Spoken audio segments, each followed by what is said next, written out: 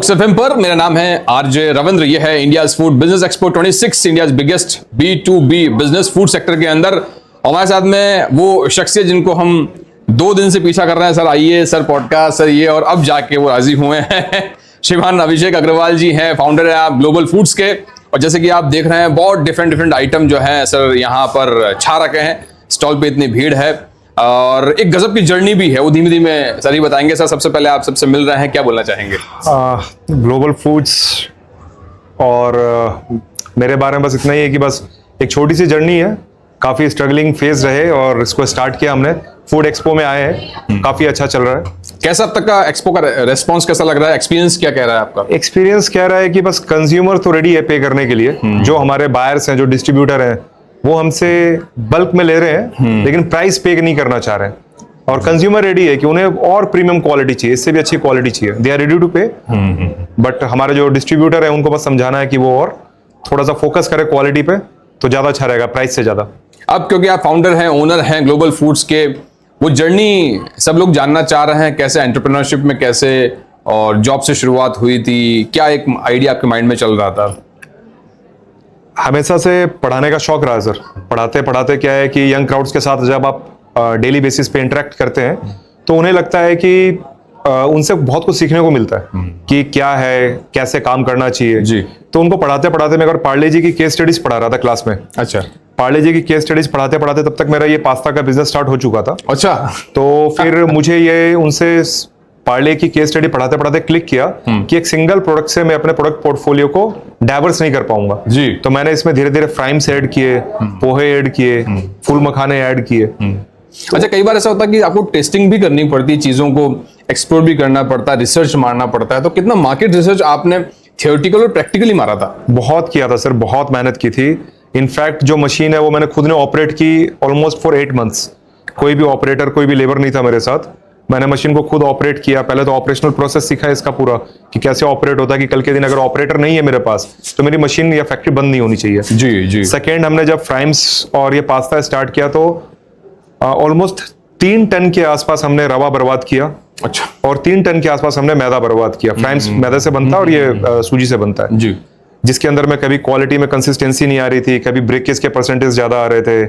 फिर मार्केट में कंपटीशन इतना है कि सरवाइव करने के लिए ये समझना बहुत जरूरी था कि इतने कम प्राइसिंग पे, इतने कम कॉस्टिंग पे माल बन कैसे रहे जी जी। तो काफी स्ट्रगल रही, काफी मेहनत रही। धीरे धीरे मार्केट ने समझाया, बहुत जगह ठोकरें खाई, फिर धीरे धीरे ये सही होने लग गया। फिर अभी हमारा डेली का प्रोडक्शन जितना बनता है हम सबको पहले ट्रायल लेते हैं खुद से ही। आज का बैच बना, कल जब वो ड्राई होकर के बाहर आता है तो हम उसे बॉयल करके देखते हैं कि ये कितने देर तक में बॉयल हो रहा है। अच्छा। और इसका टेक्सचर कैसा आया, टेम्पर है या नहीं है माल में। इसके बाद फिर मार्केट में जाता है। आपने सर लोकल मार्केट रिसर्च मारी थी या बाहर भी गए थे? नहीं, लोकल ही मारी थी सारी। जयपुर के अंदर में यहाँ पर 3-4 मंडी है जहाँ पर ये माल बिकते हैं काफी। जैसे आपको ये सूरजपोल मंडी हो गई, कुकड़खेड़ा मंडी हो गई। अच्छा। वहां पर बहुत बल्क बायर्स हैं और बहुत बल्क सप्लाईज है, क्योंकि पूरे इंडिया की मंडी होगी एक तरीके से जी जी। तो यहाँ पर जाकर के सबके सैंपल्स लिए, ट्रायल लिया, शेप्स देखे, साइजेस देखे, किस साइज में बन रहा है। फिर मशीन्स के पूरे जितनी भी उसकी इन डेप्थ नॉलेज ले सकते थे वो लिया। फिर मशीन मैन्युफैक्चरर के पास गए, उनसे समझा बहुत सारी चीजें। फिर खुद एक्सपीरियंस से करते करते चीजें समझ में आने लग गई। और सर जब क्योंकि आप बैकग्राउंड से आए, आप पिलानी से आपने वहां से पास आउट हुए, स्कूलिंग करी वहां से, उसका जब आप यहाँ जॉब में आए और जॉब से एंटरप्रेन्योरशिप में आए तो क्या डिफरेंस आपको महसूस हुआ? सर जॉब और एंटरप्रेन्योरशिप में बहुत डिफरेंस है। एक तरफ तो आप में सुकून है जॉब में कि भाई सुबह से वीकेंड्स आपके हैं और 8 से 5 बजे तक पढ़ाना है या कुछ भी करना, फिर आप फ्री हो।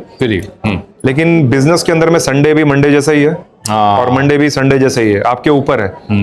और आप में लेजी होने की फीलिंग नहीं आती है जब आप खुद के बिजनेस में रहते हैं।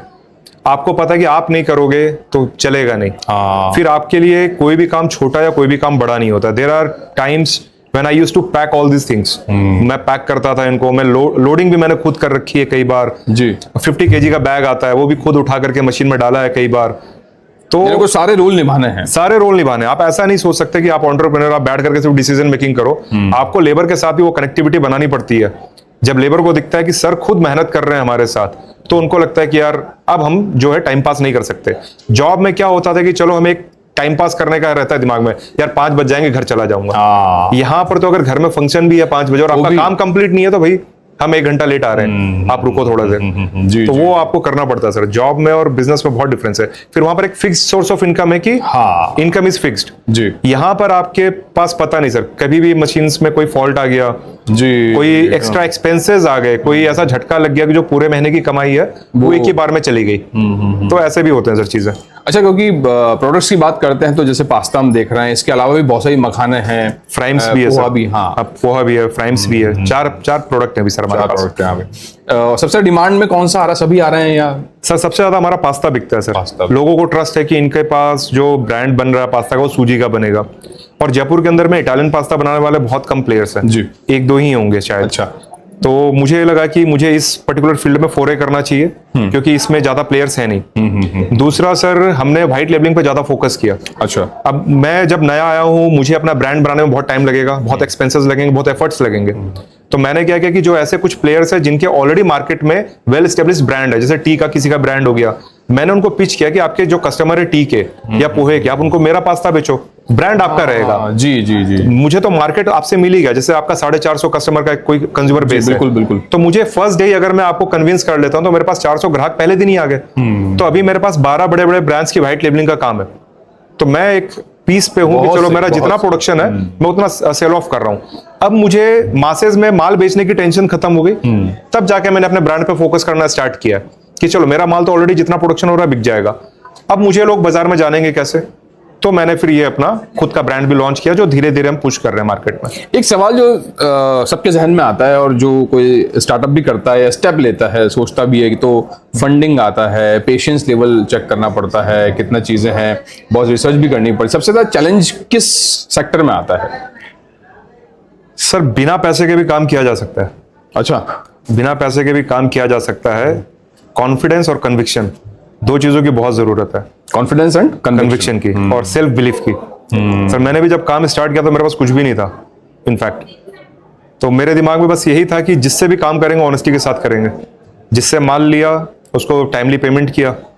और आज ये पोजीशन है कि मैं अगर सिर्फ फोन कर दूं तो मेरे पास कितने भी अमाउंट का माल आ जाएगा बिना किसी के उसके। पहले मैं एडवांस चेक्स दे रहा था जी, उसके बाद फिर, और जो पेशेंस लेवल की बात है ना, पेशेंस तो बहुत चाहिए सर। बीच में आप डेस्परेट होकर के कम रेट पे माल बेच देते हैं। जैसे मैं भी बहुत डेस्परेट हो गया, तो मेरा माल नहीं बिक रहा जी। है, स्टार्टिंग में तो प्रोडक्शन आपने- कर लिया। हाँ। तो मैंने डेस्परेशन में कम रेट पे माल बेचा मार्केट बनाने के लिए। जिस भाव में जिसने माल मांगा उसमें दिया, जिससे कि कम से कम एक बार ऐड होना स्टार्ट हो, मार्केट में स्प्रेड हो जाए माल, लोग जानने लगे तो कहीं ना कहीं से ऑर्डर आ जाएंगे। और क्या लर्निंग आप उनको देना चाहेंगे जो आना चाह रहे हैं एंटरप्रेन्योरशिप में, जो करना चाह रहे हैं, बहुत चीजें वो 10 to 5 में जॉब में फंसे हुए हैं, कैसे मतलब वो कुलबुलाहट, वो कसमसाहट जो होती है वो बताएं। सर मेरे स्टूडेंट्स हैं क्लास में बहुत सारे जिनको मैं पढ़ाता हूँ, बीबीए और एमबीए के बच्चों को। उनके दिमाग में भी ये चल रहा होता है सर एनी टाइम। तो मैंने उनको यही कहा है कि तुम उतर आओ, पहले अच्छा, फील्ड में आ जाओ एक बार। हाँ। सोचने में और करने में बहुत अंतर है। यानी जो आप सोचते हैं, प्लानिंग करते हैं ऑन पेपर, और जब आप उसको एग्जीक्यूट करते हैं मार्केट में जाके इंप्लीमेंट करते हैं, बहुत डिफरेंस आता है दोनों में। Exactly. तो सबसे पहले आपने जो सोचा है ना उसको लेकर के मार्केट में उतर जाओ, रिसर्च करके थोड़ी बहुत, क्या बात है। जिससे कि आपको फिर वो मार्केट सिखाएगा कि अब आपने जो भी चीजें लॉन्च की है या जिस भी बंदे से मिले हो काम करने के लिए, अब उसके बाद वो आपको बता देगा कि आपका नेक्स्ट क्या करना चाहिए, या आपकी गलतियां बता देगी आपको कि आपको कैसे आगे बढ़ना चाहिए। नहीं ठोकर खाएंगे तब जाके ठोकर business- खाएंगे या उनको मार्केट से हाँ, सीखना मिलेगा। सीखने फील्ड को में आने के बाद ही पता चलेगा कि उन्होंने प्लानिंग तो कर ली कि मुझे ये पर्टिकुलर प्रोडक्ट को लॉन्च करना है, जी। मैं ऐसे बनाऊंगा, इस प्राइस पे बेचूंगा। तुम एक्चुअली पहले बेचने जाओ, हाँ। तुम मिलो। तो कईयों का होता है कि सर हम कैसे क्लाइंट को एक्वायर करें, कहां से मुझे पता लगेगा कि इससे मुझे माल लेना है या उसको मुझे माल बेचना है, कैसे पेमेंट साइकिल आएंगे, कैसे क्या होगा। तो वह सबसे पहले मीटिंग करो जाकर और क्लियर बताओ, मैं तो नया हूं, मुझे कुछ नहीं आता, मैं ये माल बना रहा हूं, मैं बेचने आया हूं, मेरा ये प्राइस रेंज है। वो अगला आपको खुद बता देगा कि मेरे पास किस प्राइस रेंज में माल आ रहा है, तुम क्या मुझे इस कॉस्टिंग में प्रोवाइड कर पाओगे, नहीं कर पाओगे। जी, फिर तुम एनालाइज करोगे तुम्हारी कॉस्टिंग कहां पर ज्यादा हो रही है, कहां पर कम हो रही है। तो बैकवर्ड डायरेक्शन में आपको ट्रेवल करना पड़ेगा। पहले आगे जाओ, फिर पीछे की तरफ ट्रेवल करो, फिर आप अपनी चीजों को एनालाइज करो, इंट्रोस्पेक्ट करो, फिर चीजों को फोल्ड करके बनाओ, फिर मार्केट में सेल करो। बहुत सही थ्योरी के साथ में आपने बात अपनी रखी है। क्या विजन दिख रहे हैं ग्लोबल फूड्स को लेके? सर सबसे पहले तो पूरे राजस्थान के अंदर में जो पास्ता का जो फील्ड है उसमें मैं चाह रहा हूँ कि सबसे टॉप पे मेरा ही पास्ता बिके। सेठ जी बनना चाह रहे हैं मतलब? सेठ जी बनना चाह रहे हैं इनफैक्ट, इन शॉर्ट। दूसरा है सर जो मेरा ये इटालियन पास्ता है जिसको मैंने अभी रिसेंटली लॉन्च किया और बनाया है, ये मैं मार्केट में अच्छे लेवल पे सप्लाईज करना चाह रहा हूँ। हालांकि सर अभी जितना प्रोडक्शन है बाय गॉड ग्रेस, जितना प्रोडक्शन हम करते हैं सारा सोल्ड ऑफ रहता है एनी टाइम। एवरी मंथ हमारा फुल प्रोडक्शन सोल्ड ऑफ रहता है, फैक्ट्री में स्टॉक नहीं रहता हमारे। क्या तो हम ये सोच रहे हैं कि, और ये जर्नी बहुत लंबी नहीं है सर, 17-18 महीने की जर्नी है मेरी पूरी, लेकिन बहुत सिखाने वाली जर्नी से कहते हैं। मैंने भी सर बहुत सीखा है। मेरे लिए बिल्कुल नया फील्ड था सर, एक भी कस्टमर नहीं थे मेरे पास, मुझे माल बनाना भी नहीं आता था, बेचना भी नहीं आता था। सबके पीछे कोई ना कोई गॉडफादर रहता है सर, किसी ने सिखाया, कुछ बताया, किसी ने मुझे पुश किया, तो उनकी हेल्प से यहाँ तक सर आ गए। घर का सपोर्ट रहता है आपको? रहता है सर, पूरा सपोर्ट रहता है सर। मेरी फैमिली बहुत सपोर्टिव है, मेरे फादर बहुत सपोर्टिव है, बहुत फ्लेक्सिबल है। घर में कुछ चीजें रही हैं उठापटक वाली, लेकिन सब कुछ सही रहा सर। तो फाइनली क्या मैसेज देना चाहेंगे सबको आप?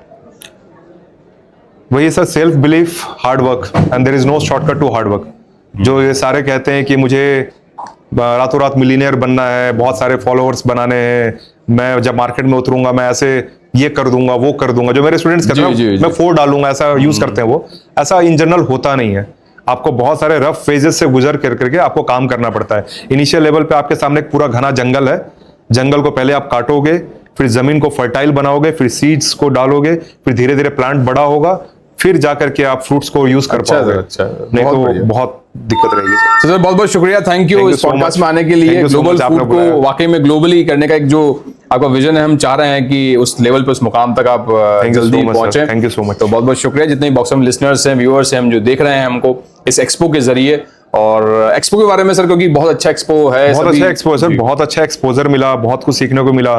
बहुत सारे ऐसे सुपर स्टॉकिस्ट आए जो जिसने हमारे प्रोडक्ट की तारीफ की है, और वो खुद चाह रहे हैं कि हम इसे एज अ राजस्थान में डिस्ट्रीब्यूशन ले लें। कई लोग आए जो एमपी में डिस्ट्रीब्यूशन चाह रहे हैं इसका। तो ऑब्वियसली बहुत सारे बेनिफिट्स मिले ही हैं, बहुत लिंक भी बने हैं, बहुत लोगों से मिलने को भी मिला, सीखने को भी मिला। बहुत अच्छा सर, बहुत बहुत शुक्रिया इस फूड एक्सपो का भी और आपका भी बहुत बहुत शुक्रिया। Thank you sir, thank you so much.